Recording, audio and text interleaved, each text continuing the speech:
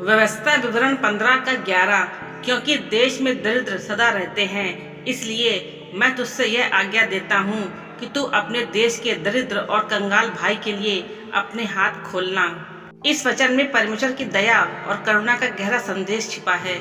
ये हमें एक बहुत ही महत्वपूर्ण और जीवन बदल देने वाली बात सिखाता है कि इस संसार में गरीबी खत्म नहीं होगी, लेकिन हमारा रवैया गरीबों के प्रति कैसा होना चाहिए यह तय करना हमारे हाथ में है।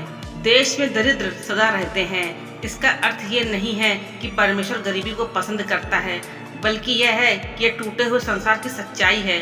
लेकिन परमेश्वर ने हमें इस असली सच्चाई के बीच में खड़ा किया है ताकि हम उसके प्रेम का हाथ बने। हर बार जब कोई भूखा इंसान हमें देखता है तो क्या वह हमें देखकर परमेश्वर की उपस्थिति महसूस कर सकता है? यही आत्मा इस वचन का मूल है। अपने हाथ खोलना, इसका मतलब है कि उदारता से देना, किसी मजबूरी से नहीं बल्कि एक खुली आत्मा से।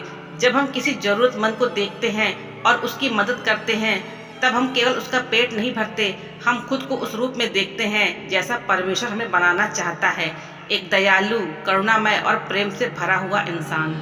इस वचन में परमेश्वर हमें सिर्फ आदेश नहीं दे रहा, वह हमें अपने स्वभाव में भागीदार बना रहा है। जब हम गरीबों की मदद करते हैं, तब हम परमेश्वर की योजना में सक्रिय भागीदारी निभाते हैं। याद रखो, तुम जो भी दो वह केवल एक इंसान की मदद नहीं है, वह परमेश्वर के प्रति तुम्हारा प्रेम प्रकट करने का तरीका है। अंत में यही सच्चाई है। मत्ती 25 के 40 में यीशु मसीह ने कहा था, जितना तुमने इन छोटे से छोटे लोगों के लिए किया है, उतना तुमने मेरे लिए किया।